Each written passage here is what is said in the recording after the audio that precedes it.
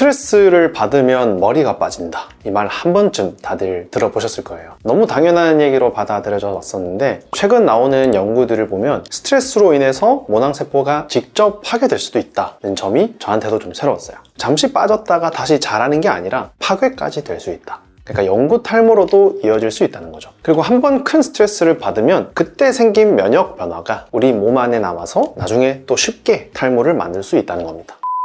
스트레스 얘기가 나오면 대부분 이렇게 이해하고 계세요. 스트레스를 받는다, 스트레스 호르몬이 올라간다, 머리가 빠진다. 이 설명이 완전히 틀린 건 아닌데 코티졸, 스트레스 호르몬이 올라가면 모낭에도 영향을 줄 수 있거든요. 근데 이 설명에는 빈틈이 있어요.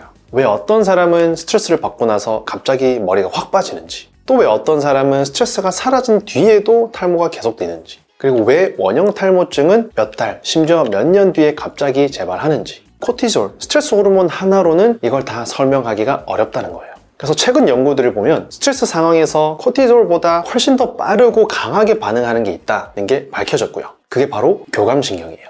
우리가 긴장을 하면 심장이 빨리 뛰고 손에 식은땀이 나고 동공이 커지고 이런 반응들을 만드는 신경계예요. 그래서 이 교감신경이 활성화되면 노르에피네프린이라는 물질이 분비되는데 이게 모낭에 직접 신호를 보내는 구조가 있다는 게 확인되고 있습니다. 자, 영국 맨체스터 대학에서 연구를 하나 진행을 했는데 인간의 두피에서 모낭을 꺼내고요. 이걸 배양 접시 위에 올려놨습니다. 우리 두피에서 떨어져 나왔으니까 연결된 혈관도 없고 신경도 없고 그 어떤 것과도 전혀 연결이 없는 상태인 거예요. 자, 그리고 이 분리해낸 곳에다가 스트레스 신호물질 호르몬을 처리했더니 모낭이 자체적으로 코티졸을 만들고 분비했어요. 되게 놀랍죠? 이거는 저도 처음 한 사실입니다. 그러니까 우리 몸에서 떨어져 나온 모낭이 독립적으로 스트레스를 받고 스트레스에 대한 반응까지 완결한다는 거예요. 이런 점 때문에 연구자들은 모낭을 미니 장기라고 부르기도 하는데 모낭 자체가 독립적으로 신경 신호도 받고 호르몬도 만들고 면역 반응도 처리하는 복합 시스템이다. 그래서 그 중에서도 모낭 주변에는 교감신경이 실제로 분포하고 있고요. 이 신경에서 분비되는 노르에피네프린을 직접 받아들이는 수용체도 모낭에 있기 때문에 스트레스가 오면 교감신경이 활성화되면서 이 신호가 모낭으로 바로 전달된다. 그리고 그 결과 모발이 약해지게 된다. 그래서 결국 교감신경의 활성화가 모발을 약하게 만드는 탈모를 악화시키는 주범 중에서 하나다. 정확하게 말씀드릴 수 있고요. 이거는 뒷부분에서 제가 더 자세하게 한번 알려드릴게요. 자, 그렇다면 스트레스의 반응으로 분비된 이 코티졸이 모발에는 어떤 영향을 주길래 모발이 약해지는 걸까요? 자, 하버드에서 진행한 연구를 같이 한번 볼게요. 스트레스를 받으면 우리 몸에서는 코티졸이라는 호르몬이 분비되고 모유두세포에 작용을 해요. 그리고 그 결과 모발 성장을 시작하게 만드는 단백질이 억제되게 됩니다.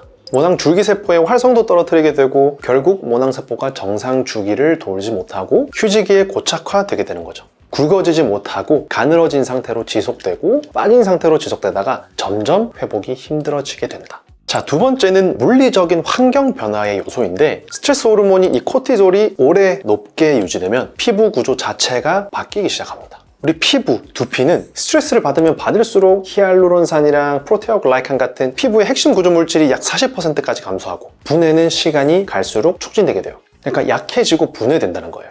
이 두 가지는 단순 보습 성분이 아니라 모낭이 정상 성장 주기를 유지하는 기초적인 발판 같은 구조이기 때문에 모낭이 자라야 할 환경 자체가 망가지면서 성장 주기가 깨지고 결국 탈모로 이어지게 된다는 거. 그러니까 밭이 안 좋아지니까 곡물이 잘 자라지 못하게 되는 원리인 거죠.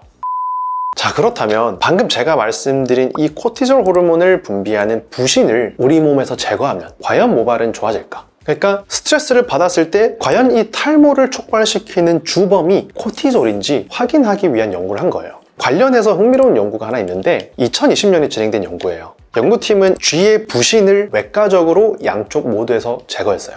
이렇게 부신을 제거하니까 혈중 코티졸과 노르에피네프린 수치가 크게 떨어진 것이 확인되는데 문제는 이 상태에서 똑같이 스트레스를 줘봤더니 흰머리와 탈모는 여전히 똑같이 생기더라. 우리가 예상한 반응이 아니잖아요. 코티솔, 노르에피네프린 말고 다른 범인이 있는 건가 딱 생각하게 된 거죠. 그래서 여러 요소들을 종합해본 결과 흰머리와 새치를 유발하는 주범은 부신에서 분비되는 코티졸과 노르에피네프린이 아니라 모낭 주변에 직접 분포한 교감신경에서 나오는 노르에피네프린이 범인이더라. 그래서 혈액이 아니라 신경 끝에서 모낭으로 바로 전달되는 경로가 핵심이었고 직접적인 탈모의 방아쇠는 코티졸 호르몬이 아니라 교감신경에서 나오는 노르에피네프린이더라. 자, 그러면 이 직접적인 방아쇠, 교감신경 말단에서 분비되는 노르에피네프린에 대해서 얘기를 해볼 건데요. 교감신경이 과하게 활성화되면 모낭에서는 정확히 무슨 일이 벌어질까요? 크게 두 가지 이벤트가 발생하게 됩니다. 첫 번째, 교감신경의 작용은 흰머리, 새치가 생기는 걸 촉진합니다. 2020년 하버드 의대 연구팀이 네이처지에 발표한 연구인데 쥐에게 급성 스트레스를 주고 모낭 안의 색소 줄기세포가 어떻게 변하는지 추적했어요. 결론은 스트레스가 모낭 안에 있는 색소 줄기세포를 과활성화시키게 되고 활성화된 수많은 색소 줄기세포들이 분화하면서 이동해버리게 되더라. 그러니까 색소 줄기세포가 줄어들어 버리니까 그 다음 모발 성장 사이클 때 나오는 머리카락, 흰머리로 나오게 되는 현상을 발견한 거예요. 그리고 이 변화는 비가역적으로 다시 까만 머리로 돌아오지 않았다는 거. 그런데 포인트는 그 이후에 교감신경을 인위적으로 제거한 후에 그 쥐한테 동일한 스트레스를 가했을 때는 흰머리가 나타나지 않았고요. 반대로 교감신경을 더 활성화한 쥐에서는 새치가 잘 생기더라. 즉 스트레스 자체보다 교감신경의 활성화 유무가 직접적인 새치, 흰머리의 원인이라는 걸 보여주는 연구 결과인 거죠. 두 번째는요, 탈모 자체에도 영향을 줍니다. 방금 말씀드린 이 같은 하버드 연구팀이 얼마 전에 셀에 발표한 그 연구에서는 탈모 기전을 훨씬 더 깊이 분석했어요. 그러니까 새치 흰머리가 아니라 탈모의 기전을 분석한 거예요, 이번에는. 이번에도 쥐에게 이 노르에피네프린을 주입하면서 모낭세포를 실시간으로 관찰했는데 세포 내의 미토콘드리아가 손상되고 결국 그 세포가 괴사하는 것을 확인했어요. 그런데 우리가 흔히 알고 있는 정상적인 세포 사멸과는 전혀 다른 과정이었는데 정상적인 경우에는 세포막이 유지된 상태에서 내용물이 정리되고 주변 세포가 조용히 처리하면서 염증 없이 끝나는 경우가 대부분이에요. 근데 반면에 교감신경의 과활성으로 인한 괴사는 전자현미경에서 보면 세포막이 파괴되고 핵 구조도 무너지면서 미토콘드리아가 부풀어 오르는 전형적인 손상 패턴을 보이고 있어요. 교감신경의 산물인 노르에피네프린이 모낭세포에 결합하면서 세포 내 칼슘 농도를 과도하게 높이게 되고 수분 안에 세포 내 칼슘이 폭발적으로 증가하게 되면서 미토콘드리아가 부풀어 오르게 되면서 파괴되는 것이죠. 모발을 만들어내는 세포는 에너지를 생산할 때 미토콘드리아의 의존도가 높다는 특징이 있어요. 반면에 모낭 줄기세포는 상대적으로 미토콘드리아 의존도가 낮은 방식으로 에너지를 만들어냅니다. 그래서 칼슘 급증이 미토콘드리아를 직접 손상시킬 때 미토콘드리아 의존도가 높은 모유두세포, 그러니까 모발을 만드는 세포만 먼저 무너지고 모낭 줄기세포는 상대적으로 좀 버티게 되는 거예요. 그래서 결과적으로 괴사는 발생하지만 줄기세포는 살아남았기 때문에 모발 자체는 다시 자랄 수 있는 상태가 유지되는 겁니다. 그러니까 모발은 약해지고 빠질 수 있지만 언젠가 회복이 가능한 구조다. 그래서 일반적으로 스트레스에 의한 휴지기 탈모는 시간이 약인 경우가 있는 거죠. 그런데 문제는 여기서 끝나지 않습니다. 자, 이게 2026년 셀에 실린 연구에서 가장 핵심적인 부분이에요. 앞에서 스트레스로 모낭세포가 손상된다고 말씀드렸죠. 여기서 중요한 거는 이 세포들이 일종의 터지는 형태로 죽는다는 점인데 이렇게 되면 세포 안에 있던 물질이 주변으로 쏟아져 나오게 됩니다. 원래 우리 면역계는 자기 세포에서 나온 물질에는 크게 반응하지 않잖아요. 그런데 이게 염증 상황에서 한꺼번에 노출이 되게 되면 면역계가 이걸 위험 신호로 인식할 수 있다는 거예요. 이 과정이 실제로 연구에서도 확인이 됐거든요. 그래서 중요한 거는 타이밍이라는 거예요. 이 면역 반응이 스트레스 직후에 바로 나타나는 게 아니라 스트레스가 지나가고 모낭이 어느 정도 회복된 뒤에 감염이나 자외선 같은 두 번째 염증 자극이 들어왔을 때 그때 T세포가 활성화되면서 공격을 시작하더라. 즉 한 번의 급성 스트레스가 두 단계의 손상을 만들어낼 수 있다는 거예요. 시간차를 두고. 자, 그래서 첫 번째는 즉각적인 손상. 교감신경이 과활성화되면서 노르에피네프린이라는 물질이 급증하고 이게 모낭세포 손상을 유도하면서 탈모가 생기는데 이건 시간이 지나면 회복될 수 있긴 하더라. 근데 문제는 두 번째, 지연된 손상이었다. 앞서 손상된 세포의 잔해가 면역계를 자극하고 면역세포, 그 중에 T세포가 형성된 다음 이게 몸 안에 잠복해 있다가 기억하고 있다가 나중에 다른 염증 자극이 들어왔을 때 모낭을 확 공격하면서 탈모를 재발시키더라. 그래서 첫 번째 손상이 회복됐다고 완전히 끝난 게 아닐 수도 있고 안심해서도 안 됩니다. 이미 두 번째 단계를 준비하는 씨앗은 아직 몸 안에 남아있을 수 있다는 거죠. 이 패턴이 실제로 원형 탈모증 환자들에서 보이는 양상에 굉장히 부합하고 주로 이 원형 탈모증을 생기게 만드는 이 메커니즘이 되는 거예요. 지금까지 스트레스가 어떻게 모낭을 괴롭히고 탈모를 유발하는지 알려드렸는데 그 한가운데 가장 핵심적인 물질이 바로 교감신경 말단에서 분비되는 노르에피네프린이었습니다. 수면이나 운동, 음악 등등 애초에 스트레스를 받지 않거나 받더라도 잘 해소하는 게 훨씬 더 중요하겠지만 이미 스트레스를 받고 약해진 모발을 회복하기 위해서는 이 교감신경을 컨트롤해 줄 필요가 있다. 그래서 현실적으로 우리가 스트레스를 안 받는 건 거의 불가능에 가깝기 때문에 그 역할을 대신해 주는 게 바로 두피 보톡스입니다. 교감신경이 항진됐을 때 나타나는 증상에는 크게 두 가지가 있는데요. 하나는 땀이 평소보다 많이 난다는 것이고 다른 하나는 혈관이 수축된다는 거예요. 스트레스로 인한 교감신경의 영향이든 타고난 교감신경 톤이 높은 사람이든 교감신경에 의한 안 좋은 증상에는 보톡스가 직방이다. 꼭 기억하셔야 됩니다. 보톡스가 교감신경 톤을 줄여주면서 결국 땀을 줄이고 뭉친 근육을 이완시키면서 주변 혈관을 확장시켜주고 어쨌든 이 노르에피네프린 영향을 확 줄여줌으로써 모발을 굵고 건강하게 개선시켜준다. 그리고 보톡스는 탈모 유발인자인 TGF-베타를 실질적으로 줄여주기도 하기 때문에 땀이 많거나 스트레스가 많은 분들 중에 모발 고민이 있는 분이라면 꼭 고려해보시는 게 좋아요. 자, 지금까지 스트레스가 탈모에 미치는 영향, 특히 교감신경이 어떻게 모발을 망가뜨리는지 봤어요. 그럼 이제는 실제로 이 코티졸을 낮추는 방법, 그리고 스트레스 관리를 어떻게 해야 효율적인지 알려드릴 건데요. 실제로 연구된 방법들, 그리고 실제 탈모 환자분들에게 적용해서 효과를 봤던 것들 위주로 말씀드릴 거예요. 첫 번째는 뭐니 해도 수면이 제일 중요합니다. 이거는 기본이 아니라 출발점이에요. 우선 취침 시간을 일정하게 맞추는 게 중요한데요. 가능하면 밤 11시 이전에 자는 게 좋아요.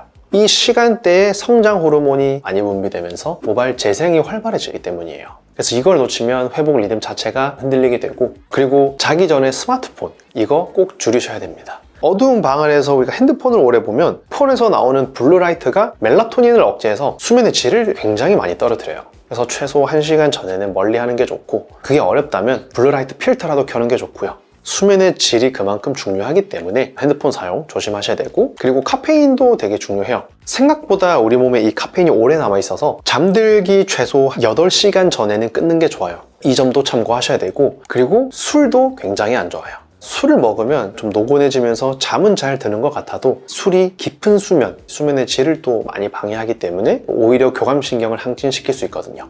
필요하면 보조제도 도움이 될 수 있긴 합니다. 멜라토닌을 단기간 저용량으로 쓰는 것도 괜찮고, 마그네슘은 신경 안정에 도움이 돼서 또 수면 질 개선에 효과적인 데이터도 있기 때문에 이 정도는 참고하시면 좋을 것 같아요. 두 번째는 운동이에요. 운동은 물론 좋지만 운동 강도도 굉장히 중요합니다. 너무 과한 고중량 운동은 오히려 호르몬 변화를 일으켜서 탈모에 불리하게 작용할 수도 있고요. 그 다음에 우리 모낭 주변에 활성산소를 많이 발생시켜서 모낭세포를 빨리 늙게 만들 수도 있어요. 그러면서 약해지는 거죠, 모발이. 그래서 기본적으로는 운동은 유산소 위주로 가는 게 좋고, 하루 30분 정도 빠르게 걷기나 가벼운 러닝이면 충분합니다. 근력 운동을 하더라도 무리하지 않는 선에서 맨몸 운동 위주로 가볍게 하시는 게 좋아요. 근력도 우리 기초 체력을 위해서는 그래도 좀 중요하게 작용하기 때문에 근력 운동도 어느 정도 너무 무리하지 않는 선에서 같이 하시면 좋긴 해요. 그리고 운동을 하고 나서 너무 피곤하거나 회복이 안 된다면 운동 강도가 과한 거라고 보셔야 되고요. 그리고 수면 시간 너무 가깝게 운동을 하는 건 좋은 습관이 아니에요. 그때 운동을 해버리면 우리 몸이 활성화되기 때문에 수면 패턴이 망가질 수 있습니다. 세 번째는 핵심이죠. 스트레스 반응 자체를 낮추는 게 또 필요하다. 스트레스를 완전히 없애는 건 어려워요. 그래서 우리 몸을 이 스트레스에 덜 반응하게 만들자. 가장 효과적인 거는 복식 호흡이나 명상이에요. 하루 10분 정도만 해도 실제로 코티졸 호르몬이 내려가는 게 확인이 됐고요. 이 햇빛이 또 우리 스트레스 해소에 되게 중요하거든요. 그래서 가볍게 산책하면서 햇빛을 받는 시간도 좀 가져야 되고, 그렇게 하면 우리 몸에 세로토닌이 올라가면서 스트레스 반응이 완화되게 됩니다. 그리고 생각하는 습관도 중요해요. 이게 내가 통제할 수 있는 문제인가 생각을 해보면 불필요한 스트레스가 많이 줄어듭니다. 그래서 저도 해결할 수 없는 문제라면 신경 거의 안 써요. 에너지 소모를 다른 데 더 쓰는 거죠. 내가 쓸 수 있는 에너지는 한정이 되어 있으니까. 저 같은 경우는 크게 취미생활은 없지만 아기를 봤을 때 잠깐 봐서 더 행복한 걸 수도 있지만, 아기를 보면서 스트레스 좀 풀기도 하고, 음악을 들으면서 스트레스를 풀기도 하고, 운동을 하면서 좀 스트레스를 풀기도 합니다.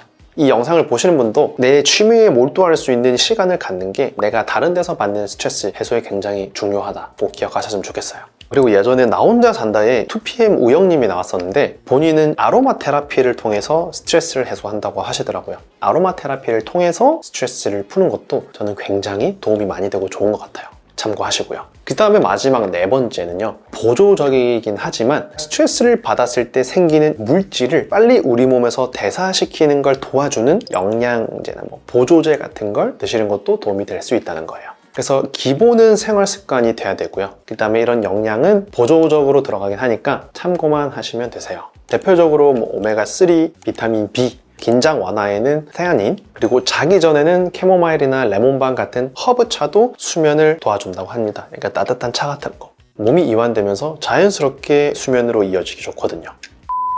스트레스 때문에 머리가 빠진다. 스트레스는 정말 탈모, 두피, 신체 전반적인 건강에 정말 큰 쥐약입니다. 그리고 그 안에서 모낭 주변에서 실제로 일어나는 일은 생각보다 훨씬 구체적이고 복잡해요. 신경이 직접 모낭에 영향을 주고 줄기세포 수준까지 변화를 이끌어내고, 그래서 이런 부분을 잘 알고 내가 필요한 부분이 무엇인지 잘 챙기는 게 중요하다는 거 꼭 말씀드리고 싶고, 그렇게 해야 괜히 한쪽만 붙잡고 시간을 보내지 않게 되거든요.